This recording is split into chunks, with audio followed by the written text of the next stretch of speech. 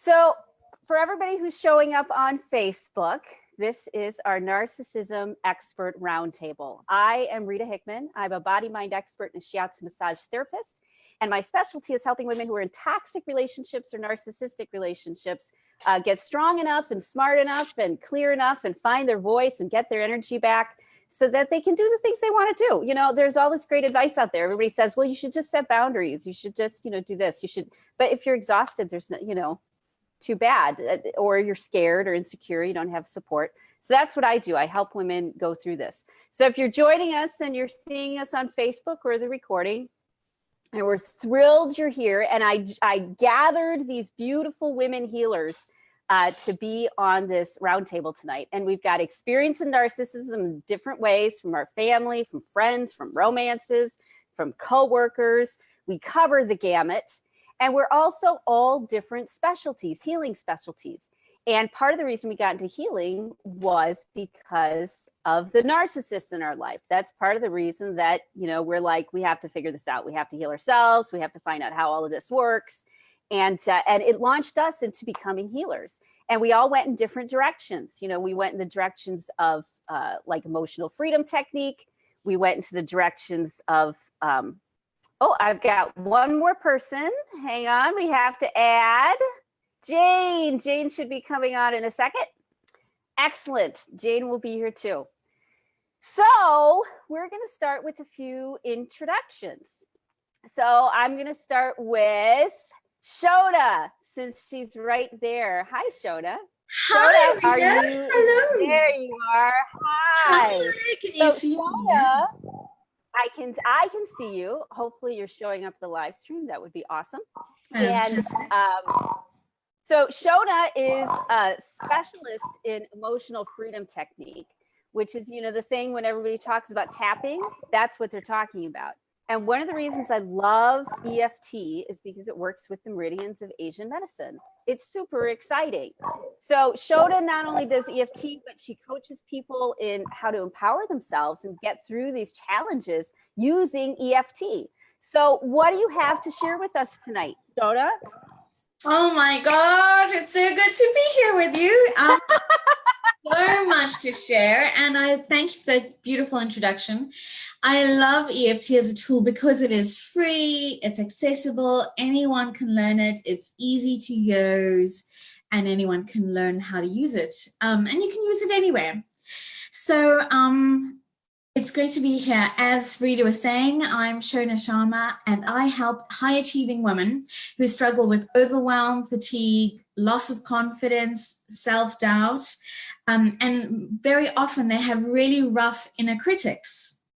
And I help show these women how to reclaim their sense of peace, joy, security, safety, power, and confidence. And as we all know, when we're working with anyone who's on any range of spectrum of whether that's personality or someone who has a mental health issue, it's not like people come with labels or flags to warn us. Very often, if we've never experienced this before, we've never experienced abuse or trauma, it really catches us, it can catch people off guard. So I'm really glad to be here, and I'm really looking forward to the discussion tonight. But what I'm going to be sharing is some very practical tips and tools as we get going with people and answer some questions about how do we, if we're caught off guard, how do we deal with that? Something comes at us and it's out of left field, which I'm sure has happened to every one of us. How do we deal with that in a very practical way? And what can we look out for if we know, so that we don't have to have this experience of, oh my gosh, I'm like a deer in headlights and I have no idea what to say and how to respond. So I'm going to be sharing that with our group tonight. Perfect. Thank you, Shona. Okay, You're next welcome. in line is Tara. Tara, let's make sure you are unmuted. There you go. All right. Are you unmuted? Yeah, not yet. All right, perfect. So Tara is my favorite psychic who's out of Australia. She's so super cool. She does a live stream on Facebook called enlightens. Did I pronounce it right? Daya enlightens. Yeah. Oh, Daya, great. Yeah. And so you've seen some of her, people have seen some of the posts because I love to share them. I think they're very cool.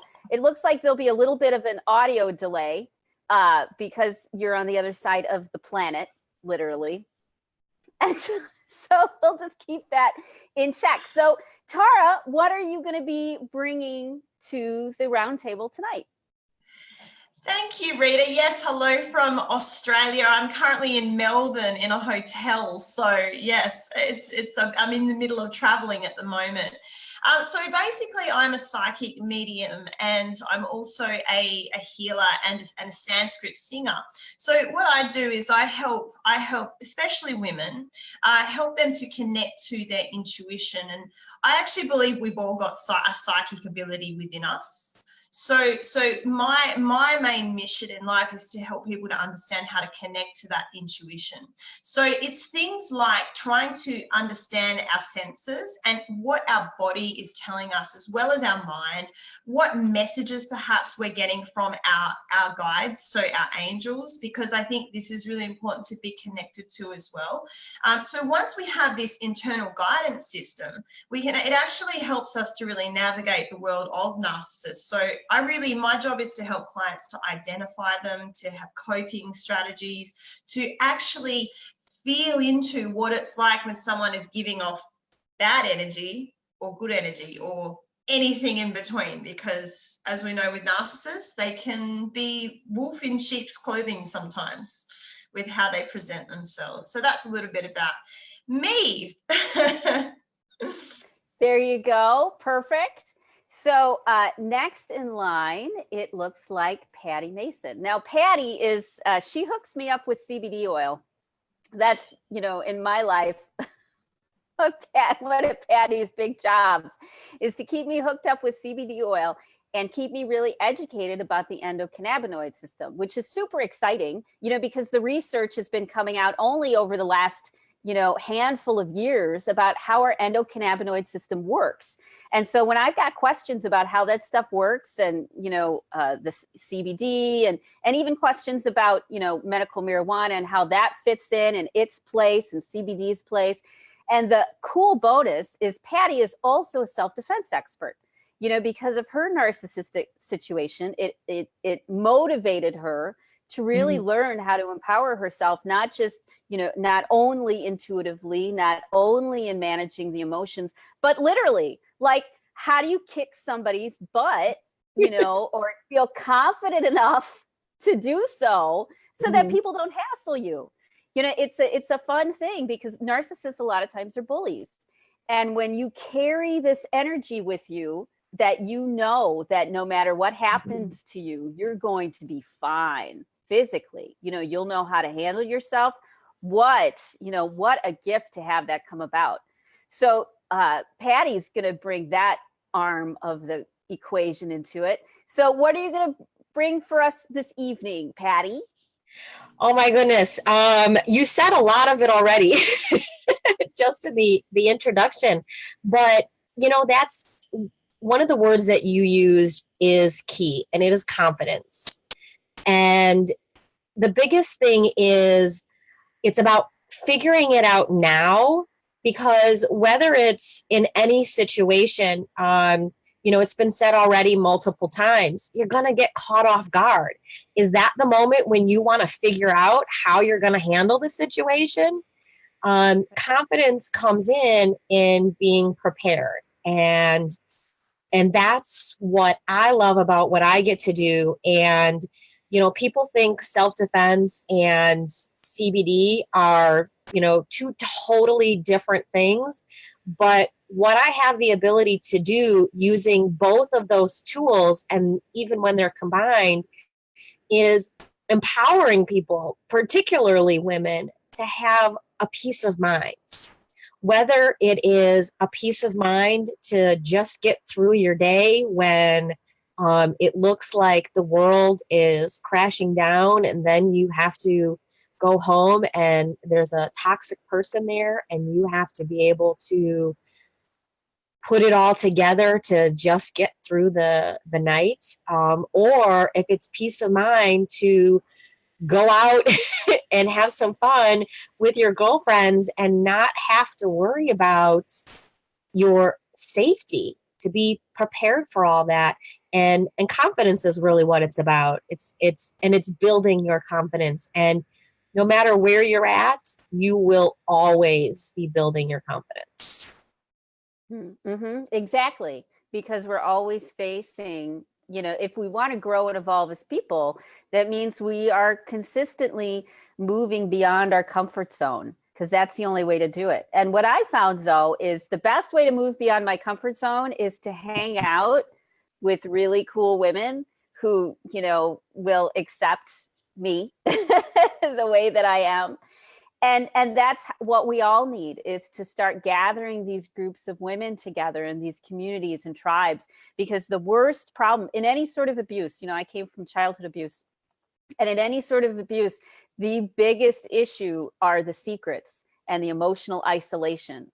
If when you start reaching out and becoming a part of these groups and talking to these women, getting coaching and help and support, what it means is that you can bring the secret out of the box and you can start that healing process and that transformation process. But that's one of the biggest things, is to start feeling comfortable enough that you can start sharing your story. And that's how we gain our confidence.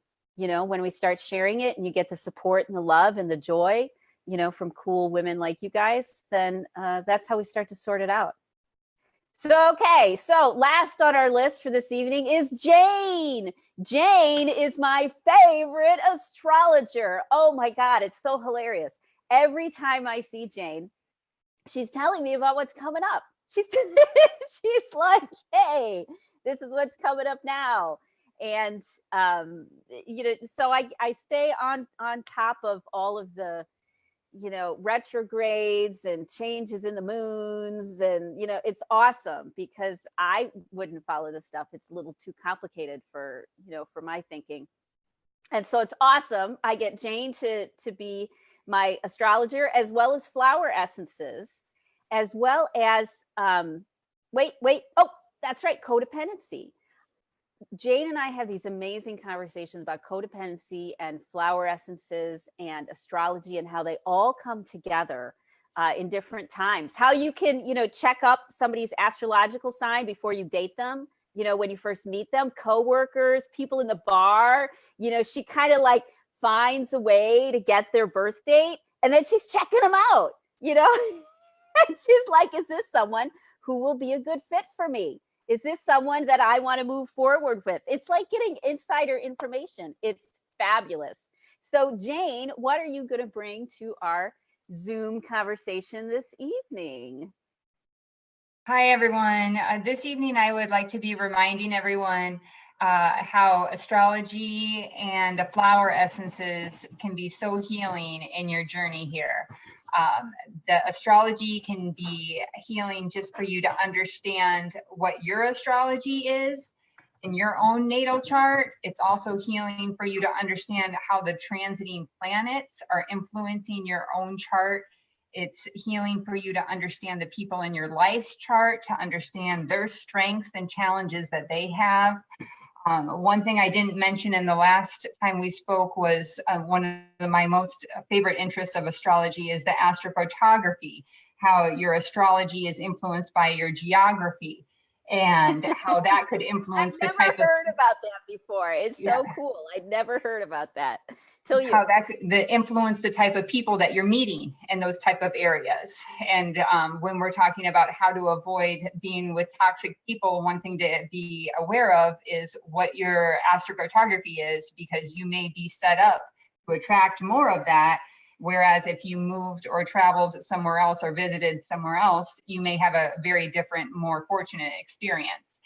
So with regards to astrology, also how it can just be so uplifting on a day when you're having a need to feel even better about yourself, to type in a Google search of a couple astrology aspects that you know that you have. I did it today and I was like, I am amazing. Sun sextile Mars. I feel so great.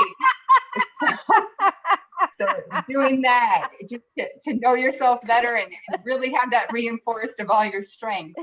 And then with regards I'm to with regards to the flower essences, how you can use them to be healing you with your emotions and with your physical issues that you may be having, and then how you can pick certain flower essences for whatever certain emotional issue is arising at the time. And just really how powerful these really are, how they do what they are supposed to do when they are used properly. So just encouraging people how it's out there, and different flower essences that I didn't speak about last time. Like my favorite ones are actually from Australia bush flower healing from Ian White. So I wanted to speak a bit about that. Cool. Very cool. So at the end, I'll make sure that we all tell people where you can find us should they want to, get more help, get coaching or support around what they're doing. So we'll spend a minute or two at the very end, making sure that, everybody's information gets out so people can find you. So you're not some really random cool person that they're searching the internet trying to, find you. I've done that before, where I've been like, who was that person? And then you look and and it takes you down a rabbit hole. And 12 hours later, you're like, oh, I didn't find him, but I did see this really cool cat video about, some weird random thing. So, okay, we are going to start with our questions this evening. And so we'll just start with the first one. How's that?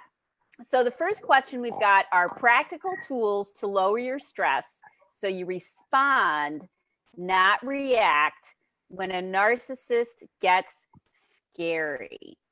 So who wants to start around that one? Who's got some great tools that lower your stress? So when, let's say you come home, you see that you feel the energy's off, you're feeling threatened, maybe a little in shock, you're walking on eggshells, you don't know if they're going to blow up. Or maybe, you've checked the chart and you see that this is going to be a bad day, this person's going to be scary, or maybe you just know that this is the time of the month that they're going to be worse. My husband keeps an app on his phone that tells him, about my cycle. And it says things like, danger zone when I'm PMSing. It's really, I know. So, however, we are all, biologically pre-programmed, either with weather, weather affects people, the astrology affects people, hormones affect people, diet, whether somebody had a bender the night before, all of those things are kind of predictable. So when a narcissist is going to be scary and they're starting to get scary, how can you stay grounded so that you respond instead of go back to your normal patterns of some sort of fight or flight? I freeze, I paralyze, and I just take it and I suppress everything until it's done. And then I go find a way to put myself together. That was my old pattern, which if I'm not careful is easy for me to fall back into. So who wants to start with the tools that they use? I'm happy to jump in first. It's Shona here. Hi. Hi. But I'm just really curious and I'm looking forward to hearing what everyone else has to say. Because we all build on each other's work and sort of integrate and overlap. So first of all, I love what you said, Rita, about freeze, because that is the first thing that I really think that it's important to know for anybody, is that, we've all heard of the fight or flight response, right? Which is that they actually said there's 5 different types of responses, and every personality has its own preference. For example, you said your previous pattern is to freeze. So some people go into battle, so that's the fighting mode, and then other people prefer to withdraw, run away, escape. Then you have the freeze or flop, and then you have the friend. How many of us have tried maybe one, even though we have a preference, but then we try multiple strategies to make things work, to make relationships work. That's who we are. I've done that in my life. if we care about people, we don't always just cut people out of our life. Often we'll try so many different things to make a relationship work. One of the things is that, like after you've tried a million things, it's really something you need to look at, like, what is going on in the relationship. So I'm all for trying things, but however, if you're working with a person who's just completely blank point telling you they're not interested in changing and they will never change, and I've had that said to me, that's really tough, if you're a person who likes to negotiate. So the first thing is the fight, flight, freeze, flop, friend response. Now, what's friend? I've never heard of friend before. Yeah, so there's fight, flight, freeze, response. And what I want to say is, first of all, that this is not something that we can turn on. It happens automatically. If you have any level of sensitivity, because you're a human being, and any level of empathy, you may pick things up, right? And so you may, as you say, you may notice you walk in the door, something's wrong, the energy's wrong, or just something you just know. That you're aware of it, you have a premonition, or your intuition tells you. So first of all is that. And what I want to say is, very often people will say, I went into this battle sequence and I felt so bad. How could I say that? That just came out of my mouth. Or they'll say, I became so weak or froze in the moment, and I wish I'd said something. Why didn't I say something? Why didn't I, why didn't I come in with a boundary or say something? Or why did I run away? Why did I just want to hide? And I just want to say the very next thing, which is the massive, underrated, highly underrated, overused phrase, but it's so important, is self-compassion. That instant response to shock, trauma, you caught off guard, or just something catches you off left field. When first of all, you're in fight flight, which means you're not your best self. We're not our best selves. And sometimes we can beat ourselves up. Why did I do that? Why did I say that? Why didn't I say that? Why did I run away? All these things that we do, right? That internal that inner critic and monologue. And the first thing I want to say is, first of all, so recognize that that's going to happen. Do not beat yourself up about it. And then the third thing I really want to say, so bring in the self-compassion. Like if this happened to a 2-year-old that you adored, would you beat that little 2-year-old girl up? Would you send her off on her way and say, chin up, keep calm and carry on? You wouldn't. You'd be like, you take the time and give that child compassion, whether that's whatever love language it is, it's touch or sound, you'd slow everything down, and you'd really take the time to be present, if you could, in that moment, to be kind and compassionate and caring and soothing, right? We wouldn't come in with a judgment. So that's the third thing I want to say. That's a highly practical tool. And then the last thing I want to say is, because you're in fight and flight and you're not in your best self, you're not going to be able to use this front part of your brain, which is super analytical and witty and clever, and it's got all the strategies. Take yourself out of the situation. Remove yourself out of that highly triggering environment so that you can go and recuperate and rejuvenate, because the science tells us that for a normal baseline trigger, or the run-of-the-mill trigger, someone cuts you off in traffic, or something's not going right with your day. Maybe there's a clash in the signs and the day's not going well and something's happened. Take yourself out of the situation, remove yourself so that you can self-soothe and just come back to your balanced, normal self before you even think of responding, before you react. Just see it as a big stop sign and be super kind to yourself and give yourself that 2-3 second breathing room, whether you develop that with some mindfulness and meditation. Give yourself the space. The science is 20 minutes. 20 minutes for your biology and your chemistry in your brain to come back down to normal, where you're not having that rush of cortisol and adrenaline, pulsing through your system. So those are the couple of things that I just wanted to jump in and share to get us going. Those are perfect. Thanks, Shona. So who wants to jump in now? who has some practical tools that when a narcissist is freaking out? Oh, Patty. Yes. Hop right on. So a couple things. When someone first says to me, what are some things that you can do to, lower your stresses so that you can respond?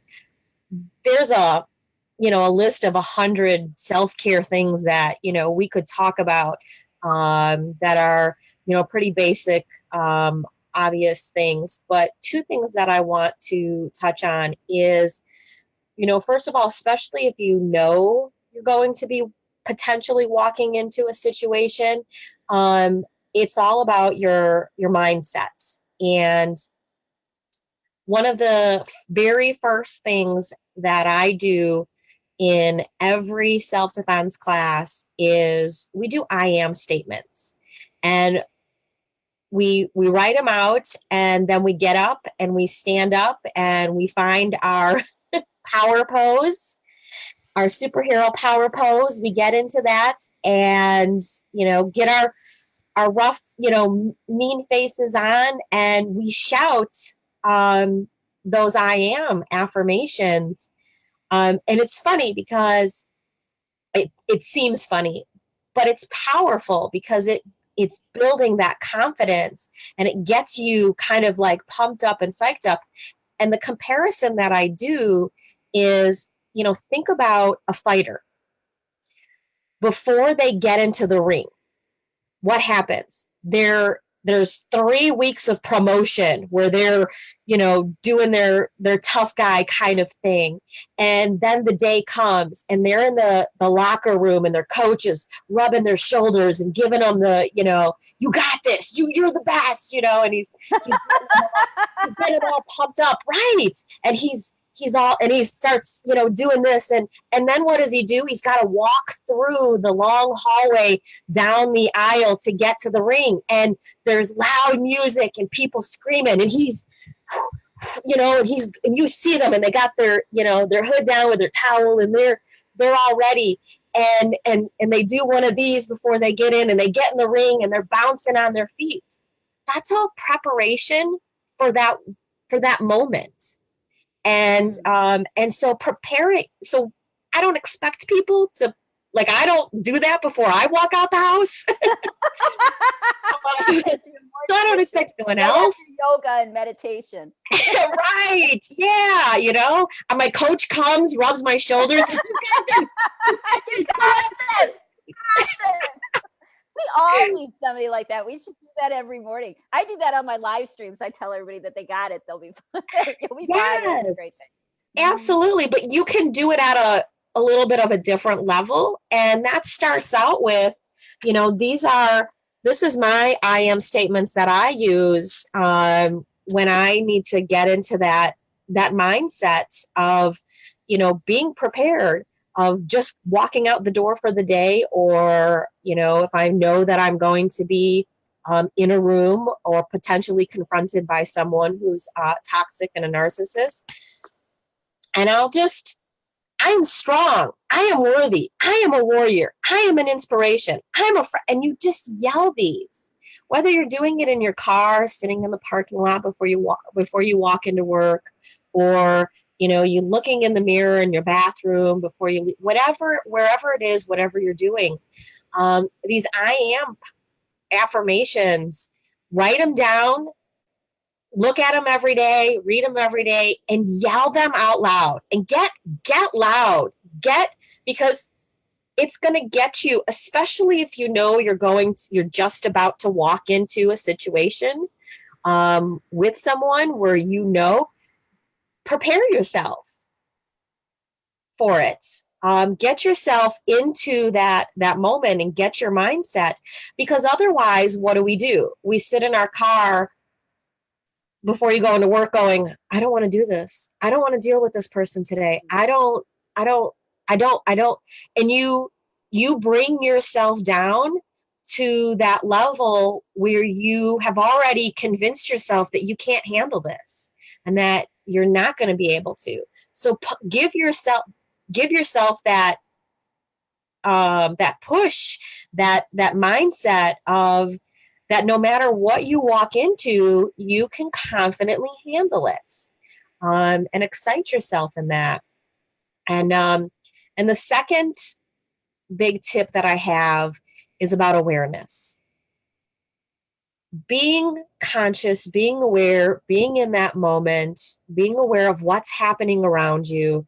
When it comes to self-defense, that means when I'm standing at my car and I'm at the gas station, that I'm looking around, I'm noticing things. I'm not focused on the pump. I'm not focused on my phone. I'm not focused on my feet. I'm looking around and moving around. Well, we can use that in our lives in general, of just being aware of what's happening around you. Who are the people? Are you, when somebody walks in the room, do you notice it? Do you sit and stand and walk with your head up? Do you look around? Do you make eye contact? Being aware of your surroundings can really help you be very present and in the moment, so that when that charge comes at you, you're already there. It's not like it's a surprise. You're already there. You've got your mindset. You've got your, awareness. You know what tools are around you, and then you can respond. That is some great, great advice. Very, very cool. Thank you. So who else wants to add something to this question? Thanks, Patty. That was awesome. I feel motivated already. And I've been, visualizing what my superhero pose would be and what my cape would look like. Although capes are dangerous to have, but I think I want a cape. And go-go boots. Absolutely. Go-go boots are a must. So, okay, everybody ready to go to the next question? Okay, the next question is words and phrases to use to avoid a verbal attack. Because one of the things that a narcissist will get at you is that verbal attack. And what happens is we go into fight, flight, or freeze. And everybody says, well, you need to set boundaries. Well, you need to, walk away. Well, and that's absolutely, that's the way to handle it, but it's hard. What kind of scripts do you guys use when, you walk in and you're sort of blindsided? Do you have any scripts? I know I have a few that I always use when I don't know what to say, but I need to get out of the situation. What do you guys do? Hey, Rita, it's Shona here. Hey. Hey, so yeah, you're so right. Boundaries can also be so context dependent though, and it can be so dependent on the relationship you have. So what works with one person in one situation is not necessarily going to work for another person in another situation. And that yourself, we modulate how we communicate based on the situation, the energy, the tone of voice, the dynamics, So one day I might need to say to someone, stop, you've crossed the line. And on another day, I might need to say to the person, you know what, after everyone's calmed down and everyone's in that level-headed place and I can have an adult conversation, I might say things, when this happened, this is how I felt. And in future, I'd like to make a simple request that you do this instead. So that really depends on the context and the situation. But I think what's most important around boundaries is developing, it's going to, again, sound very simple. And a lot of these things sound simple, but they're super important. And we can almost gloss over them because they sound so simple. But when we know ourselves and we feel strong and we know our preferences and we know our wants and we know our desires and we're connected to that in a very intimate way. Rita, if someone came up to you and went, you're purple, you're just going to be like, no, and it's not going to bother you, right? It's going to delay you, and that would happen to anyone. So when we know our truth, and when someone comes up to us and says something bizarre and crazy, and it's just like, we don't let that in. When we know who we are, when we know what we stand for, our values, our principles, and what we know what our preferences are. So that's a great example. and again, this takes practice, and I'm going to say we're not going to get it perfect the first time, and that's okay. It can be a messy first time. We can set messy boundaries, and again, not beat ourselves up about it, because unfortunately we don't pop out the womb with the manual on boundaries and communication. So again, time to yourself. Like Rita said, get into a community of women or people, human beings who are going to support you and love you and validate you without judgment, where you can practice. You know, sometimes we gear ourselves up and for this big thing when we could be practicing in small ways, like with a cashier or at the post office, you know, in small, tiny ways where there's not so much charge around it, where we don't have, it's not so much risk. You know, instead of going into your boss and having a massive discussion about, I deserve a raise, dang it. You know, let's practice around small things like, hey, do you mind putting the window closed? Or small, tiny things that we get to build that muscle. And you know what, even tiny things, if you're not used to setting boundaries, that can be freaking scary and terrifying. That's so, you know, my thing is just practice, really know yourself, and realize it's not going to be perfect. So that's I have a few scripts that because my mind will go blank, you know, when someone randomly attacks me, my mind will just freeze, you know, and I'll be in panic. And so I've trained myself that there are a few things I always say. One is, thank you for telling me how you feel. I really appreciate it. Because many times people are expressing themselves, they're attacking because they've got very poor communication skills about what they're trying to say. And if you at least even look like you're listening to them, that can help. You know, that can help diffuse the situation enough that, you know, you can get out of it and sort of survive it, you know. I like things like, I'm not sure how to respond to that. You know, when someone will say something, Kimberly says that she says, I'm not sure how to respond to that, or the conversation is over, or I'm sorry you feel that way. It's very neutral. It's very one-sided. And that's when someone's being triggered, that's sometimes the best response, because I like to say they're not in their right mind. When someone is triggered, they're in their fight or flight. They are not in their right mind, no matter what you say, no matter how good of an argument, no matter how brilliantly you phrase it, they cannot hear you. They do not know what you're talking about. And so anything that's neutral, like, excuse me, I need to go to the bathroom right now. I've used that one.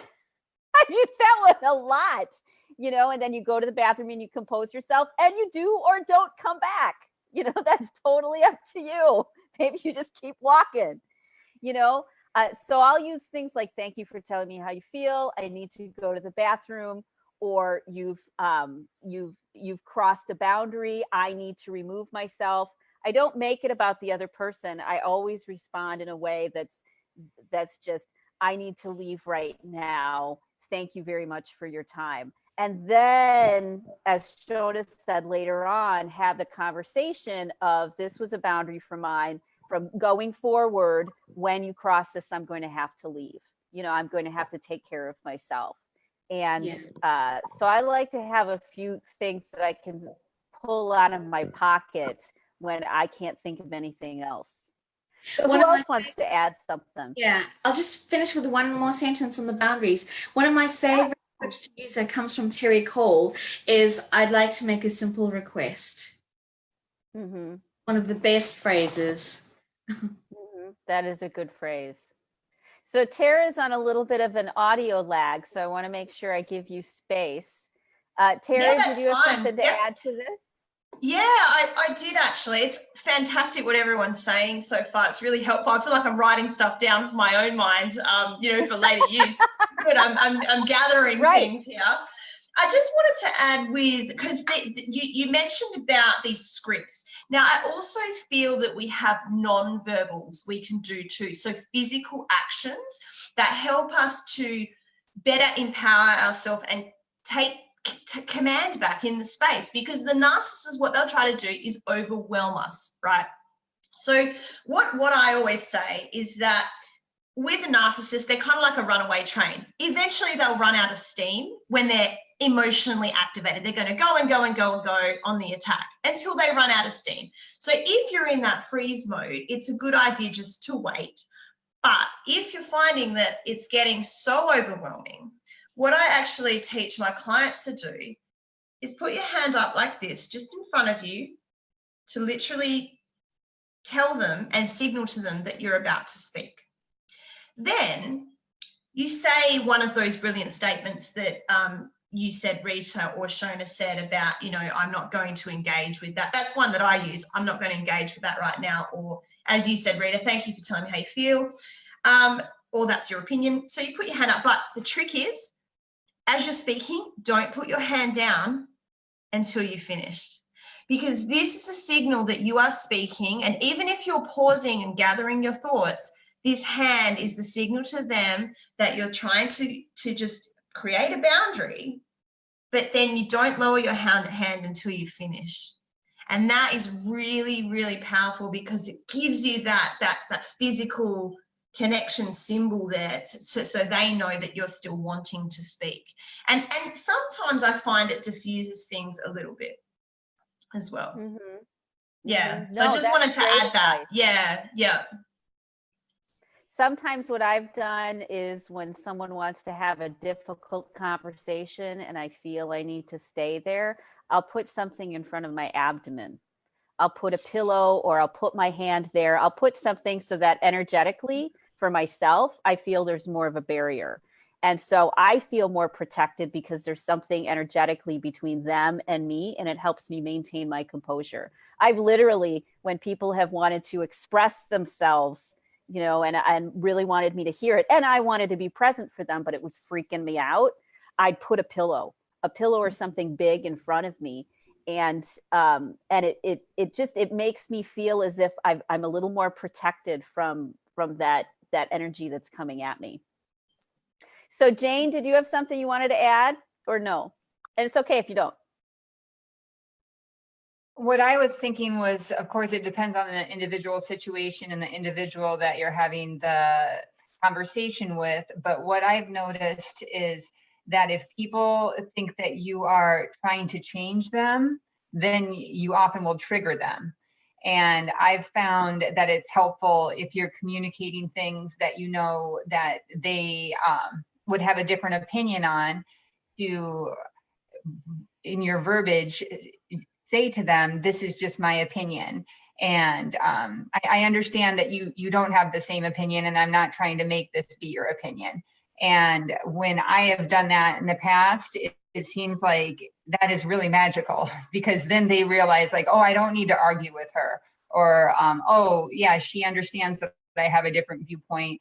It's being respectful of both. And oftentimes, if we are interacting with someone who is more narcissistic, then we maybe sometimes have more codependent traits. And one of the traits of being codependent is that you are trying to control others. And so it's something for you to keep in mind is, how am I communicating this? How am I trying to control them? How can I not try and control them with my language? And also, I think just saying that, they hear that, and it just sets the tone where there's just more peace. So that's where I've had success emphasizing that this is my opinion. I know you have a different opinion, and I'm not trying to change your mind. Of course, that may only work in certain kind of conversations, but that was a relief when I learned how to incorporate that. Well, sure. And a lot of people are not diagnosed narcissists, because there's a very specific diagnosis that comes with that. A lot of people, they behave in a narcissistic way because they've got other things going on. And underneath a lot of those behaviors, for many people who are struggling, underneath the narcissistic survival, over-aggressive, expulsive behavior is somebody who doesn't want to be a bully. They don't want to be a victimizer. They don't want to even see themselves that way. Now, that's not true for definitely a percentage, but a lot of times when we come up with toxic people, if we can express ourselves in a neutral but way to diffuse the situation, like you suggest, Jane, it gets them out of their fight or flight, and it gets them more into a rational state of mind too, so that you might be able to have better communication. Now, I've known a lot of times when it would be wonderful if the other person responded to that, but they didn't respond to it until later on, like a few days later, once their energy started to go down. Then they were able to hear what I had to say, that I wasn't trying to judge them. And then it makes the next conversation go smoother. But usually I have to ride the roller coaster of their energy and emotion until they get back into their rational mind. And then they sort of integrate what you said. And then the next time, it's a little bit, it can be a little bit calmer, because they know you're not trying to attack them. They know you're not trying to make them be somebody that they're not. You're just protecting yourself and setting your boundaries about what's right for you and how you want to engage. So cool stuff. Okay, so we'll go on to the next question, which is, and this has happened. This question comes up a lot. A lot of women want to know how do you find healthy friends? They don't know how to find friends or where to find them, or they're worried that if they meet somebody, that they're going to be a narcissist and they're going to end up in the same trap. They have a hard time trusting and or attracting and or finding people who can be a positive, powerful support system. So where have you guys found healthy friends? Hiya. Well, first of all, I think, I moved around a lot. I moved from South Africa to the UK, to Scotland, to England, and all around, and traveled.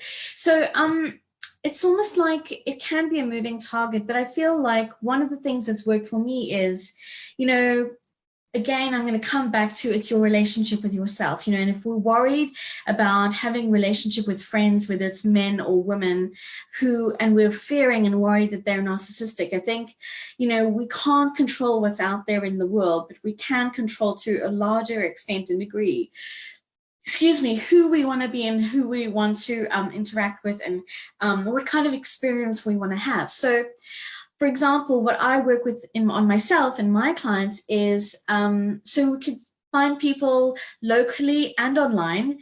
And part of it is, if we want to have or attract more friends, is that I have to be honest with you. For me, I am in that process because I've recently moved to a new area. So that's a great question.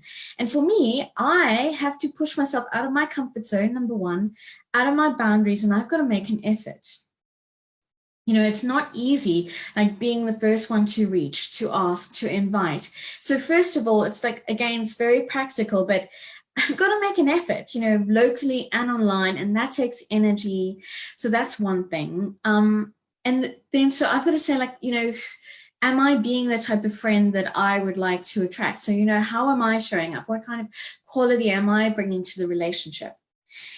The third thing I work on is, if I'm really stressed about something, I have key flags that I look out for. So in addition to using my amazing tool, which I really highly recommend to everyone to please go and investigate, EFT if you haven't already, this is a powerful, powerful tool. Not only is it practical, but it really works directly on your nervous system response, and it switches off your fight flight. So, before we were talking about, okay, we all have different responses to stress.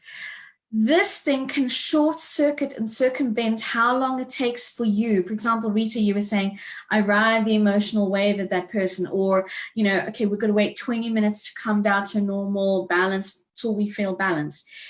EFT is clinically proven to switch off the fight-flight mechanism. So that's a direct link to help you calm down and come back to normal and balance. So before, for example, I know we were talking about previously, okay, if we were caught off guard, but if you're going into a meeting or a situation where you're afraid or there's fear or you're not sure what's going to happen and you may worry that there may be some narcissists, I use tapping. So it's just basically tapping on acknowledging the fear. And what that does, it's not focusing on the negative and attracting more negative into your life, but it's literally clearing, releasing, healing that layer of trauma and fear from your nervous system and your energy field. And I find when I do that, I'm much more able to be calm, powerful and present and in my body than if I'm like, oh, up there spinning or in stress mode. So EFT is a great tool for that. So, and again, like, you know, I think Rita, you and I were chatting about this last week. You know, we sometimes make a list of our dream man or a dream woman or dream relationship. What about making a dream list of your perfect friend? What type of friends you want to cultivate? You know, is it a one-to-one? Is it a group thing? And then, you know, take the initiative, invite people around to your house, you know, or wherever, the local restaurant. And again, it's about taking the action that you can, put it on your vision board, you know, write out a list, be more intentional, ask friends to set you up, you know, ask around, where is a great place to meet friends? Get recommendations. If you know a friend, ask them, hey, I have this crazy hobby. Do you know anyone who might be interested? There's Meetup. Meetup has got great, you know, online groups, and they're free very often, and it's a great idea to meet people. Joining hobby groups. So there really are tons of ideas, and you can brainstorm that. You know, everyone's going to have a different preference. So I'm a big fan of using all the strategies in your disposal. Cool. Yeah, those are, and you would know because you're really starting to develop that new friends group. So you're in the middle of it. So where else have you guys found healthy people, you know, that you can start making a part of your support group? Anybody? Or are you friendless? Yeah, I will say that there's so many different like actual places. You know, the first thing I would say is, you know, go to those places where people are doing what you want to do. So Meetup was a really good one to bring up. And Facebook, one of the groups that I had joined a while back was something, the Positive Army, and just every day everyone was posting, you know, all this positive stuff. And so looking for environments where everyone is motivating each other, lifting each other up, positive, happy, enjoying. And so regardless of where you go, the biggest thing that I have found is asking yourself the question, how do I feel after being around that person? You know, if you're around somebody and after 5 minutes or an hour, you're exhausted, overwhelmed, stressed, just, you know, tired, then maybe that's not the right person for you to be around. But if you have people that, you know, lift you up and make you, you know, just love life, and you can't figure out why, I'm around these people and I can't help but be happy. You know, those are the people that you're looking for, the people that that you leave and you feel at peace, you feel happy, you feel energized, you feel loved and motivated. That's what you want to look for, is how do you feel after being around those people? And you'll be surprised. I think they're all over the place, because I think just as narcissists are mixed in everywhere, I think these healthy friends are mixed in everywhere also. I think a lot of people are worried that they won't be able to identify them, and they'll end up in a friendship with another, you know, it'll end up another one-sided, narcissistic, toxic sort of relationship. I think that's one of the things that people are worried about. So does anybody have any tips on how to, you know, this cool person that's made you feel good, you know, how do you make sure that they aren't just as narcissistic and just as, you know, you're setting yourself up for trouble? Anybody? Yeah, I'll just jump in there, Rita. I have a couple of questions that I ask myself when I'm meeting new people, and I'm going to write it in the comments here too. So some great questions to ask when you ask yourself when you meet new people. There's 4 simple questions. Are they kind? That's the first one. Are they compassionate? are they encouraging, and do they allow you to grow and be be yourself? They're the ones that I always start with. And if they're all a no, best to move on from those people. If they're not kind, there's no point. What's the point if they're not kind? Right. Because kindness creates growth. Right. Kindness creates connection. If they're not kind, they're not helpful to have in your life. That's my opinion. So, and I'll write that in the comments and stuff too. So I got it, yeah.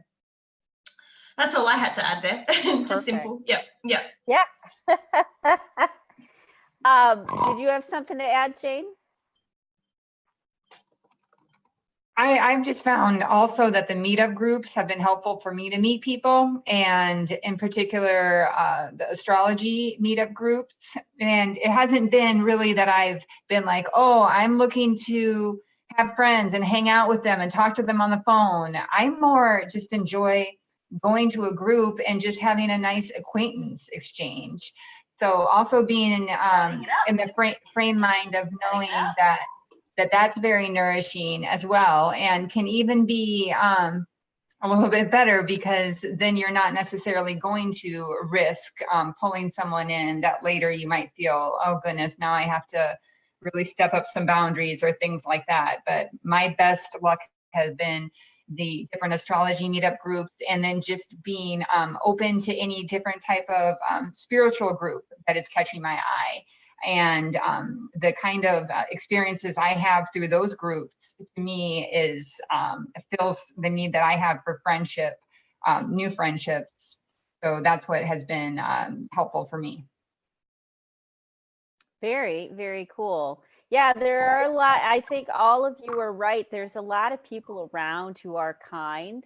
And part of it is learning how to really not only identify, but also bring that kindness out of other people. Like, I struggle sometimes when someone behaves in a very, protective way. It almost brings my bully out a little bit. I have to be a little bit careful when I interact with people.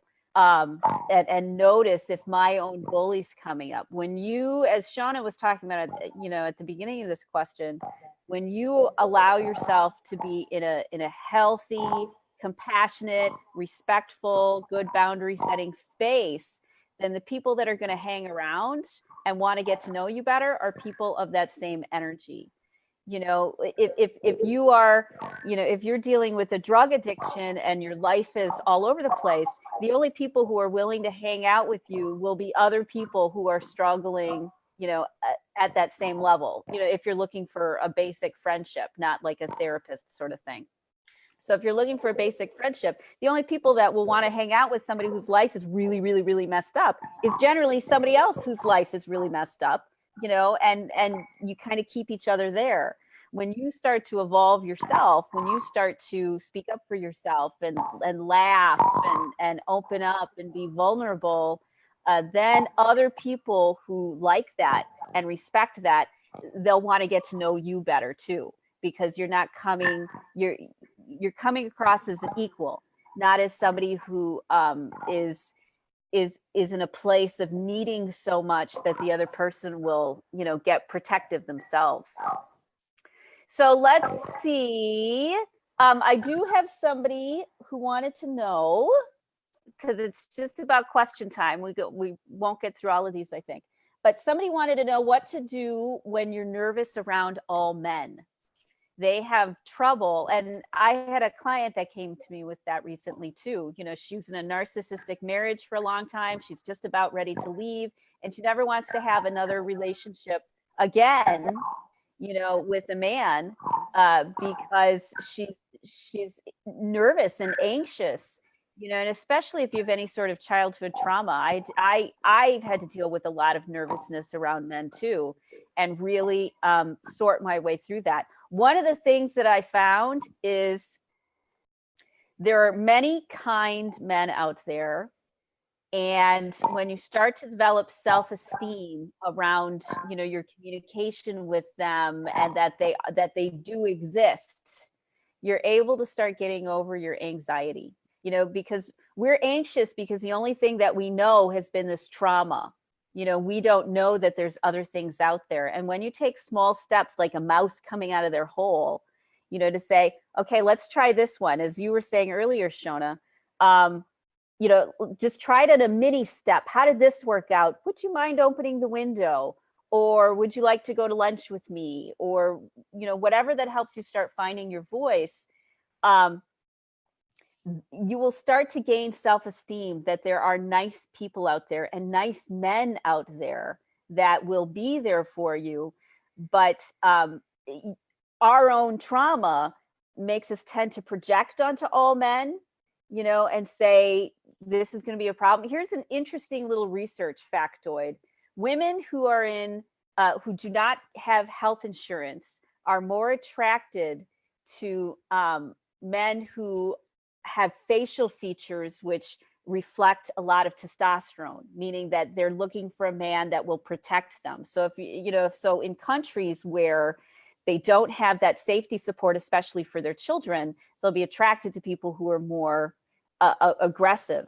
Whereas in countries and cultures where their children are secure, they feel secure with some sort of health insurance or safety net, they're more attracted to men who are softer, having softer features. So the stronger you get, the more pieces you get in there, and the more confident you feel, the more you'll even be attracted to people who are nicer. You'll be able to identify them better, and you won't be like, oh yeah, I want that guy across the room, the one with all the tats and the earring and, and who's yelling at his girlfriend. That's the one that I want. That's him. You start not being attracted to them because you start wanting better for yourself, and you don't end up as nervous, and you get enough experience that you're like, this might work out after all. So it's in tiny little bites, but you can rewire your nervous system through many positive experiences with men. So do you guys have anything to add to that? Yes, I don't mind.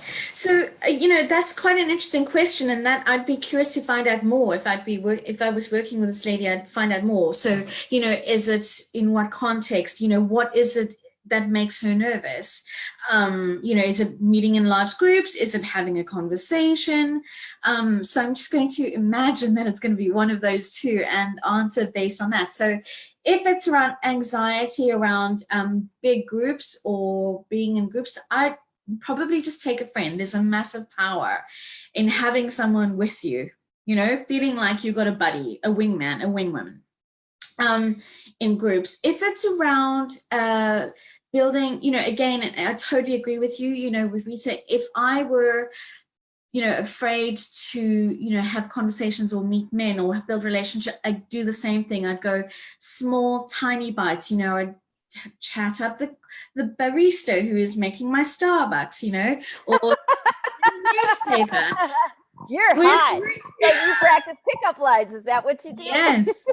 Wow. Yeah, why not? And I think one of the key things again is like, does she feel, like there's tons of books we can read and articles about, how to work a room, for example, if you're nervous in an interaction and with social anxiety, the key there is to be interested in the other person, ask questions. Don't make it all about you, like try and find out more about them. If you're having a buffet, talk about whatever you have in common. But I think what's coming up for me is also what the deeper issue here, we have these tactics and great things, books we can read, how to, win friends and influence people. But what is underlying that is the self-worth.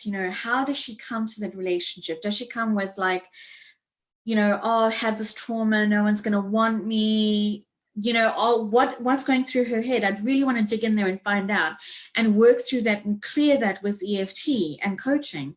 I'd want to find out, what's going on there? Is she feeling no one's going to want me? Are there all sorts of thoughts like, I'm used up, or, I have baggage, and that really impacts the relationship and the response she's going to get. Just like you were saying, Rita, if you sense that we sort of feel people out, and each interaction is going to be really different based on what that person brings. So I'd really want to hone in and work with the person a bit more. Yeah. So Suzanne, who's the one who posted this, Yeah. she added a couple things. She said she has trouble trusting and with intimacy because the narcissist is always in her head and she compares all men to him, you know, so it projects onto all men that they're the narcissist and sees them all as monsters. And she doesn't have much energy left because she feels drained. So she's just in this complete nervous system reactionary mode, sort of empty. So what would people like to add to that? Well, first of all, I just want to say, have some amazing compassion for yourself. You know, that is totally understandable that that's going to be the case. And trust is not something that people can demand. Trust and intimacy is built over a long time. And this really links in with the friendship question. You know, yes, we can make fast friends and fall in love with people immediately. But, you know, sometimes you can have a healthy, slow burn where you really give that person time. Give yourself time, the time that you need. Some people are faster than others, and maybe this lady's pace is going to be slower. You know, so I really would honor that, and I really want her to honor that, honor her own pace, and not be thinking things like, oh, I should be further along, you know, I should be able to be getting over this. So, you know, and really think about investing in some support, you know, and really take the time to build that trust and build that, because ultimately when we trust ourselves, that makes it easier for us to trust other people, including men. So Tara had some things she wanted to add too. So Tara. Here, yep, yes. So yes, so what would you like to add to this conversation? Oh, I just wanted to, I just wrote something there to Suzanne. I'll just read it out. It's about connecting. She won't see it because you have to put it on Facebook. Right. Okay. All right. So what I wrote in response to Suzanne, and I'll put it back later in the comments, is just in response to her, it is about connecting back with the person that you are with your friends and your likes, dislikes. Because I often think, and this is for me personally too, if we've had abusive relationships, we've either been sexually objectified in the relationships and only wanted for our bodies and that sexual connection, or we've been completely ignored or rejected by men. Now, these are like a swinging pendulum on opposite scales of the spectrum. What I would encourage Suzanne and everyone listening is to get back to that middle ground of who you are with your friends, because in that comes your likes, dislikes, your intellectual conversations, your emotional connection to the world. So there's so many aspects of who we are, not just because of our body as women, you know, that's interesting. And men really find women interesting when there's that connection. The woman has the connection to themselves. They have a strong life purpose. They're passionate about their life. All of these things are actually that higher level of feminine energy, that it's not necessarily about the sexual energy of the body, but it's more about what's going on in your heart. And so that's what I would encourage, is just to connect back to your heart and see yourself through the eyes of how your good friends see you. So I just wanted to add that little bit there. That's awesome. And she wanted to make sure that it was normal, that feeling this way, having narcissists exhaust you and not trusting men after trauma is normal. Cool. Yeah, and that's it. Yeah. So Patty or Jane, did you guys want to add something to this? I wanted to add a couple things. So I would say what I've learned is that after getting out of a relationship with someone who is very narcissistic, it's very healing to take time to heal yourself and work on yourself.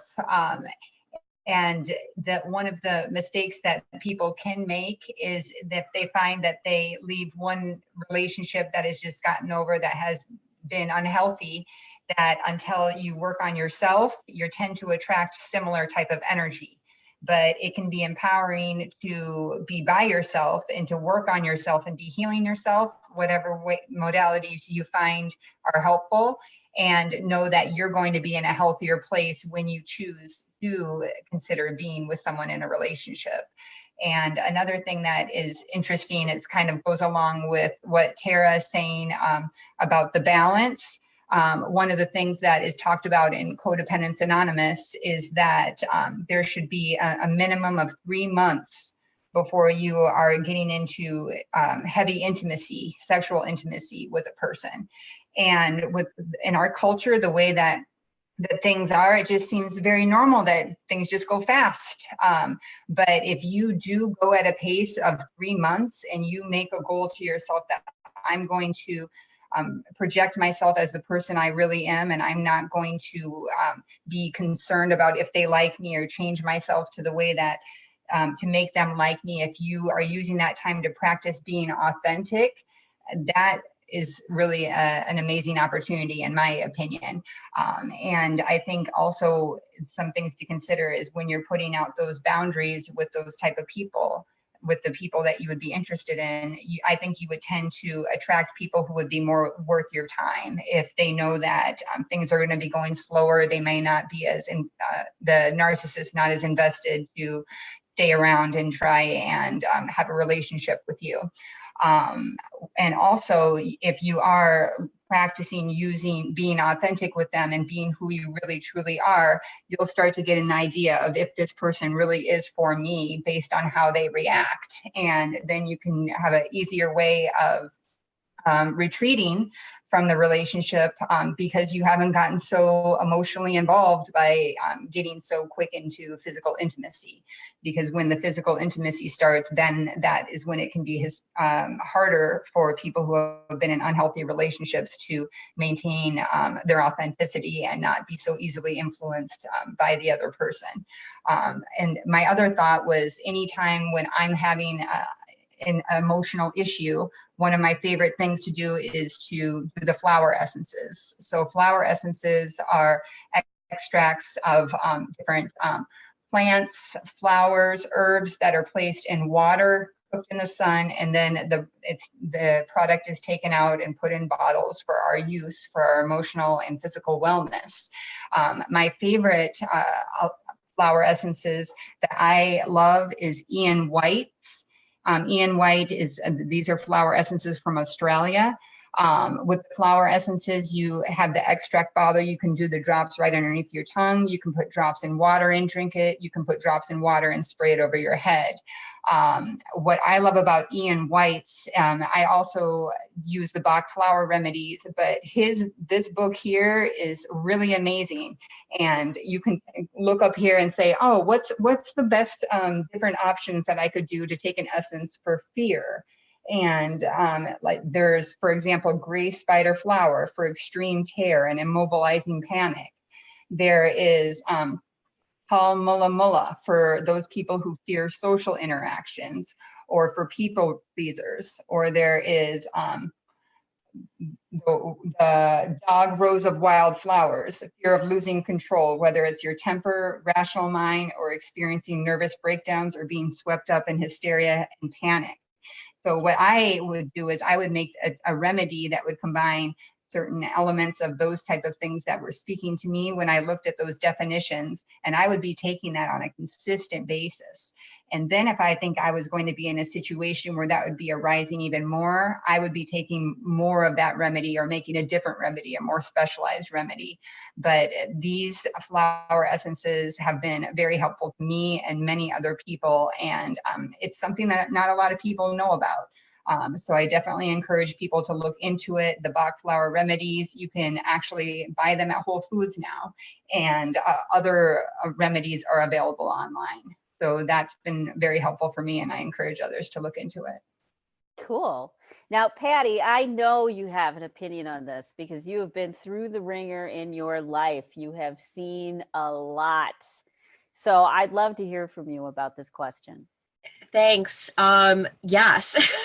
And I was thinking through all of the different things, and the first thing that I want to talk about is something that we don't talk about enough when it comes to these experiences, and that is the fact that this is that these interactions are traumatic experiences for us. And we need to acknowledge that, because then we can acknowledge that the body doesn't differentiate traumas. It just knows trauma. So when your heart rate is elevated and you're in that fight or flight, your body isn't saying, oh, well, that's because she's watching a thriller movie on Netflix. No, it's no different than that, the way that the brain is set up and that instinct that there's danger. And what's important to understand about trauma is that has a physical impact on the body, and particularly the brain. And so I believe that, and I had this experience, that one of the key pieces that we're missing in our healing process is physically healing the body from that stress, from that trauma. And that's where the work that I do with CBD and hemp oil and all the other cannabinoids and educating people on this is particularly working with people who have anxiety. And a lot of the people that I work with, it's you can backtrack it to traumatic experiences. And we've all had experiences throughout our life.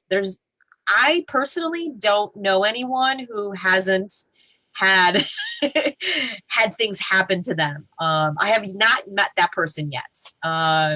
So, everyone I know, we've had things happen, and we have to understand that each one of those things has physically had an impact on us. And so we need to get into the brain physically and give it the tools that it needs to heal itself from all of those other experiences. And the flower essences is a part of that can that help do that. Your food, drinking water, will help the body to heal. When you're drinking enough water every day. I love sharing the therapeutic benefits of CBD because it has so many ways that it impacts the body and the mind, particularly for anyone who is feeling anxious or overwhelmed. Because a part of why we can't handle these situations is because the brain doesn't have enough power to handle the situation. Because not only are you dealing with that trauma and having to deal with that narcissist, but I'm pretty sure you're also drinking water, breathing air, eating food. All of those things are adding toxins to our body.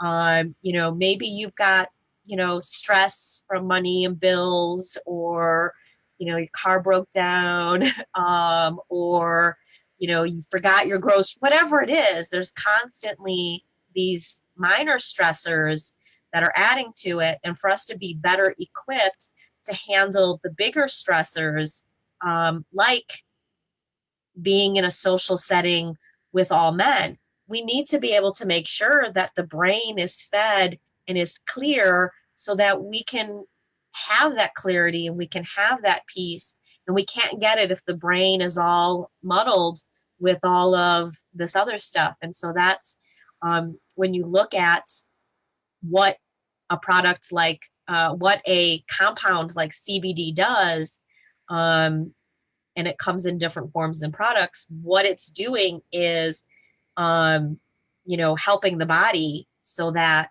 the body has the ability to give you that peace and calm. That's not an external thing. We have to remember that's something that comes from the body. And when you have a good, healthy brain and a good, healthy body, you can then better function.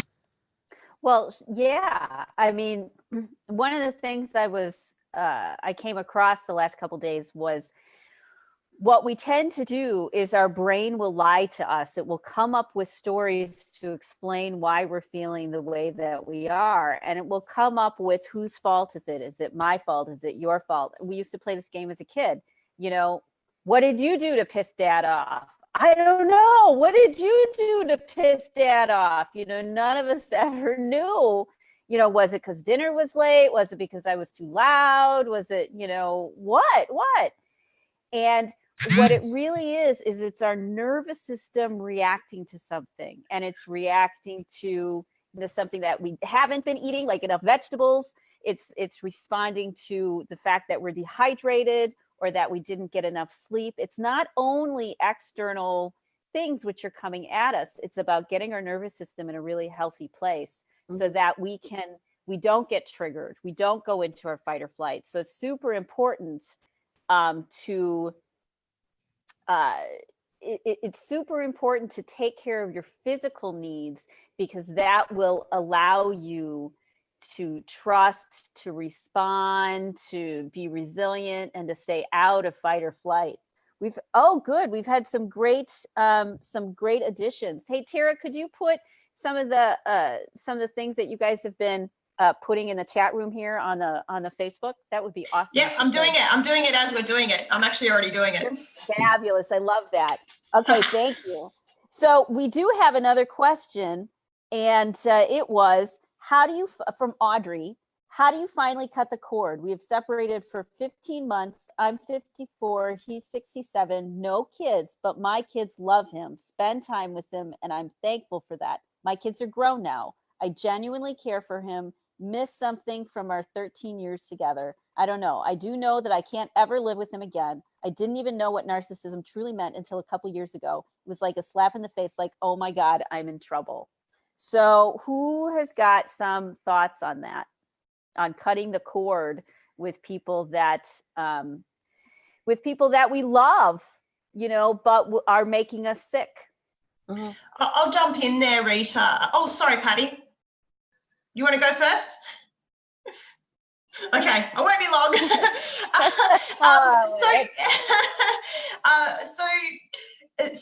So with cutting the cords, I just wanted to give a really practical strategy using archangels. So I always use Archangel Michael. His color is a beautiful royal purple blue kind of color. So it's a really magnetic electric color. So to help to disconnect and remove toxic energies, there's a simple invocation that we use, which is Archangel Michael, Archangel Michael, please cancel, clear, and delete and remove any toxic energies from all my bodies, emotional, subtle, mental, etheric, astral, all of those bodies, because we have many different bodies. So we remove it from all, and then we say, throughout all past lives and forevermore. Because we are multidimensional beings, we've got to remove that trauma from every lifetime. So I just wanted to add that there. So it's just a little quick thing there, but you know, cancel, clear, delete. It's really easy to remember, and it helps remove that from the body. Well, and the thing to remember, it's taken me a long time to embrace this, to embrace metaphysics. You know, I've always been somebody that if I can't feel it, if I can't smell it, then, you know, then I'm questionable. I don't know. But as science is validating quantum physics and metaphysics and indigenous cultural medicines and rituals that were done, and how we really do, you know, affect things around us by the energies we give off from our heart, from the energy we give off from our thoughts, not just our actions, but when we feel certain ways, it affects the reality around us and actually shapes reality around us. And so it's important to keep in mind the metaphysical aspect of there's a lot we don't know that's affecting things. And even if something is only, you know, a metaphor, because who knows about anything, it's still a metaphor that's working, that's causing you to put different thoughts and energies out there. One of the rules of thumb is if you believe something will work, that's what will make it work. You know, and that's do the thing that works for you, do the thing that you believe will work, that makes you feel better, because that's that's what your body will respond to. That's what reality will respond to. So you follow the thing that makes you feel centered and grounded, you know, and it can be angels, or for me, it's herbal medicines, you know, like CBD and stuff like that. It's do the thing that you believe works and start trusting that for yourself, and you'll feel it when it's in alignment. So Patti had something to add. Yeah. So my biggest personal experience with a narcissist was with my now ex-husband. And I had waited a long time to fall in love and get married. And so when I finally did, it was with everything that I had, all of my heart, all of me. And when that person turned out to be a very bad person, and it got to the point that they were physically hurting me. It was really hard, and I know a lot of people don't get this part, but it was still really hard to let go. Now, two things. One was, even though I had left, you know, one, there was a there was a part of me that, you know, well, but there's good things about him. And he had done a very good job of messing with my head in teaching me how to twist things.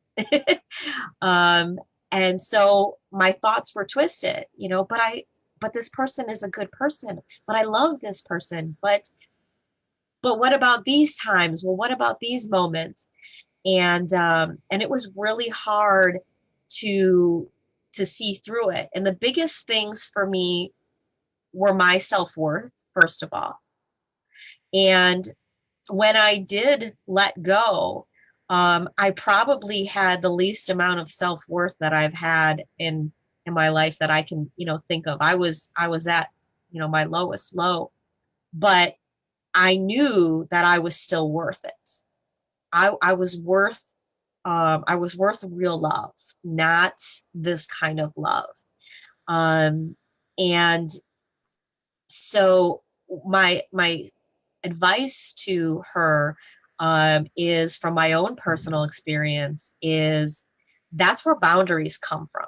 Boundaries come from us knowing what we are worth and what's okay and what's not okay. And sticking to those boundaries are going to mean letting go of the person. And in my situation, the defining moment came, and I had already, at this point, I had left, but I was in contact, and I hadn't even filed for divorce yet, which I knew was going to set him off. And so I was being very cautious and how I was going about cutting this relationship off. And I was kind of, you know, I was going along, and I even went to his family's Christmas that year. We went together because that was a part of me trying to keep the peace so that we can get to that place that we could peacefully separate. What I didn't realize at that time is the person that I was dealing with, it was never going, they were never going to allow me to cut that relationship if they had anything to do with it. They were just, he had no intentions of me cutting the relationship. And he was still manipulating me to do that. And he knew that I wanted to end it. He knew I wanted the divorce. And so he knew that if he kept pulling me, that I would come along because I wanted it peacefully. And And there was a conversation one day I'll never forget. And he brought up his counseling that he was going to. And this was court ordered anger management counseling that he had to go to. And he had mentioned it, and something about what he said made me ask him, well, what do you talk about in your sessions? And he goes, well, it's stupid. He says, most of the time, I tell her what I've got going on, or, whatever. It's kind of just a chit chat kind of thing. And if you come up in it, I just, I explain to her what's wrong with you. And right. Wow. And so then I said, well, have you ever talked about, what happened that night when he picked me up and threw me to the ground and sat on top of me and just kept punching me until I was able to fight enough to get away? I asked him, I said, well, do you guys ever talk about that, that night, that experience, the whole reason why you're in counseling? And he says, well, no, there's no reason to talk about it. I did what I had to do to handle you. And those were the words that I will never, ever forget. And they are the words that solidified it for me, that just cut it. This person will never be who you think that they are or were. They really, truly are a bad person. And then he said, without me even prompting it, he goes, and I would never do it again because I don't want to go back to jail. Not that it was wrong, not that, and when you understand the mindset of someone like this, in his mind, he was the victim. He never did anything wrong. And you could even say to him, well, if you're going to go to jail, wouldn't that mean that it was wrong? He would then have a conversation with you about how law enforcement has been against him his entire life. He's the victim. What's wrong with me? He said it himself. If I came up in the conversation, he just explained to her what was wrong with me and why I was the problem.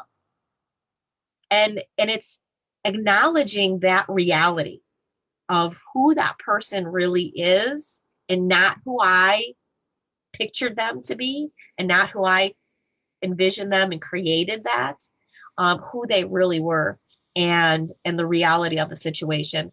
That in my head, having that conversation of it, that's what made me cut ties, especially, that it was that person. It was the person that I was supposed to be in love with for the rest of my life, the person that I had saved marriage for. It was really hard to let go, but I knew that I had to, because he wasn't going to change. And whatever her, situation and experience was of why she's now at this point, that they're not together anymore and cutting the ties, it's about your self-worth. It's about your value, and it's about keeping yourself safe. It's not okay. It's not okay for somebody to put you in that position where you're not treated the way that you deserve and are worth being treated. Wow. That was really, really powerful, Patty. That was really powerful, and some fabulous, fabulous advice around that. So we actually are at time. And I'm sitting there thinking we have to do this again, because it's awesome having everybody come together and sharing this wonderful support and intimacy with each other. And so what I'd like is, if before we go, we could all offer like one piece of, last words, as well as how people can find you, if they want to, track you down and get coaching or get support or get, different things that you create or sell. So who would like to start? I'll start. I'm already unmuted. Yeah, great. So my one piece I want to leave you with is, whether it is dealing with a toxic narcissist person in your life currently, or healing from a past experience, it starts with you and your belief in yourself. And just remember these words: I am strong. I am worthy. I am a warrior. I am an inspiration. I am a friend. I am enough. I am loved. I am blessed. I am fabulous. You are worthy. You are worth it. And that it all starts there, because once you know your worth and your value, that's when everything else falls into place. That's when you seek the healing tools. That's when you seek all the other tools and resources that we've been talking about. So that's my one piece, is know your worth. And if you're looking to find me, the best place to find me is Facebook. I can very easily be found on Facebook, whether it is Patti Mason on my personal page, and that's where I share a lot of information on phytocannabinoids and the endocannabinoid system and empowerment and inspiration, and all Rita's videos onto my page. Or you can look for Pepper Spray Patti, which is the name of my self-defense business. Cool. Thanks, Patti. So who would like to go next? Words of wisdom? Last things to send people off with? Hi, I'm happy to go ahead. Hi. Hi. It's been so fantastic and rich, and I love the conversation and meeting you gorgeous women and talking about all this, because it's so cool.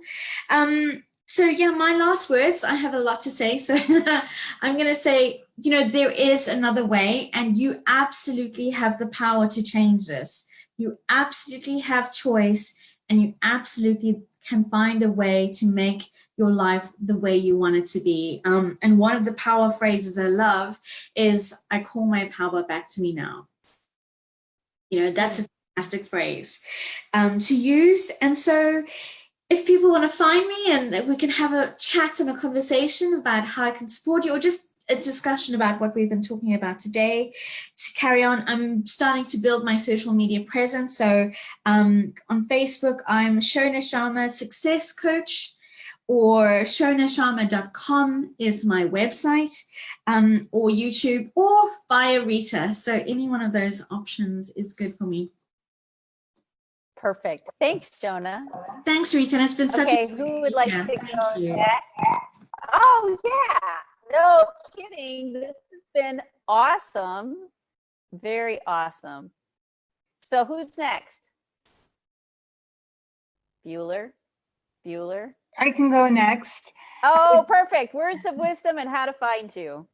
Okay, you can find me on Jane Masteller. That's Jane Masteller, Masteller @gmail.com. You can contact me that way. Words of wisdom, I would say that ways to empower yourself is definitely understanding your astrology, understanding the astrology that's going on, understanding the astrology of where you live. And there are things that professional astrologers can guide you with, and there's things that you can learn on your own. It's, of course, preferable if you learn things on your own so you don't have to rely so much on professionals. But on the other hand, you also will greatly benefit from the expertise of a professional as well. So, for example, let's say that you are living in a geographically unfavorable position for you. Maybe it's not the best place for you to be trying to create different relationships. Maybe you are in a position to move someplace different or do some different traveling there to meet different people. Those are the type of advantages that you can have when you understand your astrology better. Also encouraging people to research the flower essences. These are very affordable, safe, effective tools that can help you become aligned with becoming your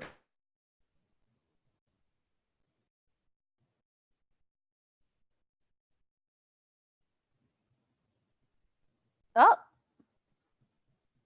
looks like we lost you, Jane.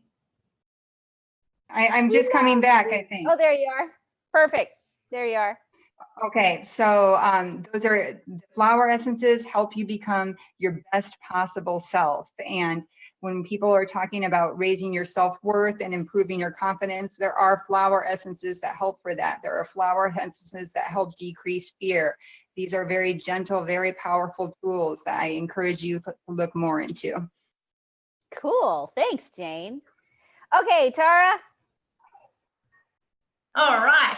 Well, I just want to say, acknowledge everybody's beautiful energy today. I've learnt so much from you all. I'm soaking it up like a sponge. Do you say sponge in America? Yes. Okay. I got to remember I speak Australian sometimes. So I just want to finish with a quote. I don't know who wrote this. It just everything everybody was talking about reminded me of this quote.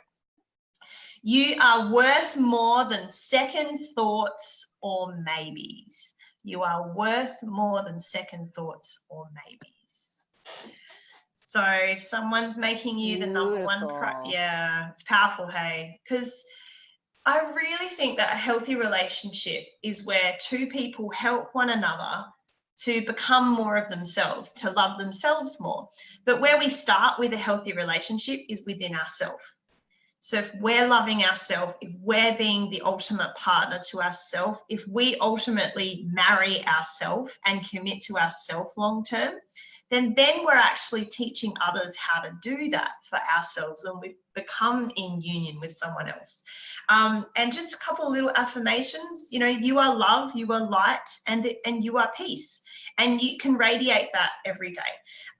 So if you'd like to connect with me, so you can find me on Facebook under Daya, D-A-Y-A, Enlightened, which is ENLIGHT ENED. So if you just type that in, that'll come up.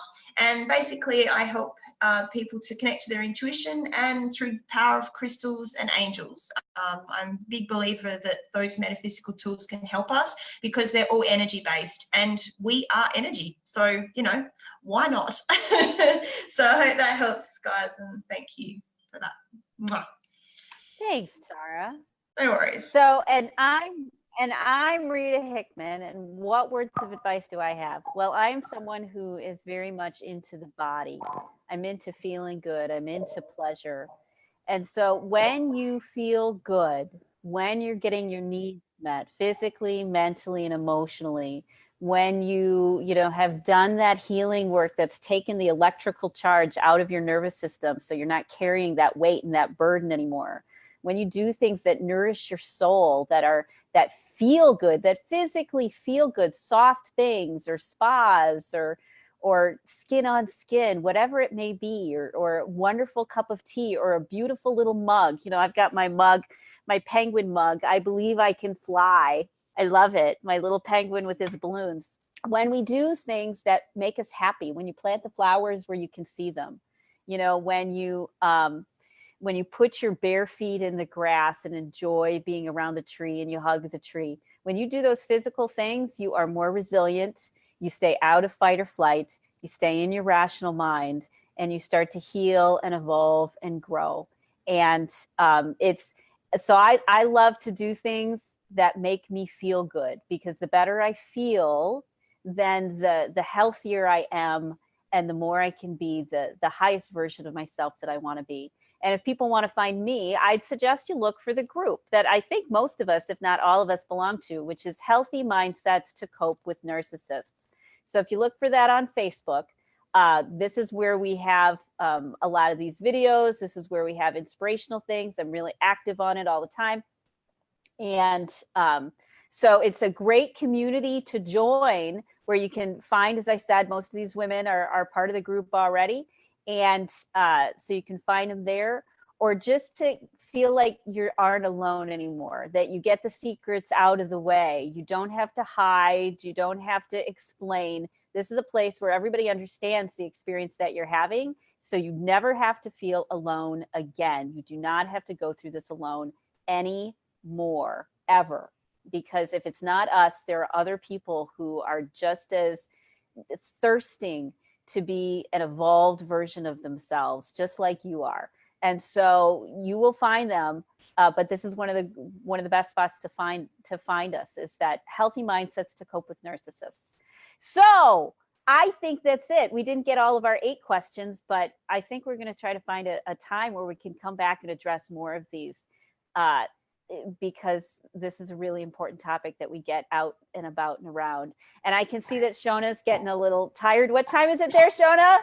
Oh, it's 1:45 in the morning. Night owl. You are the best.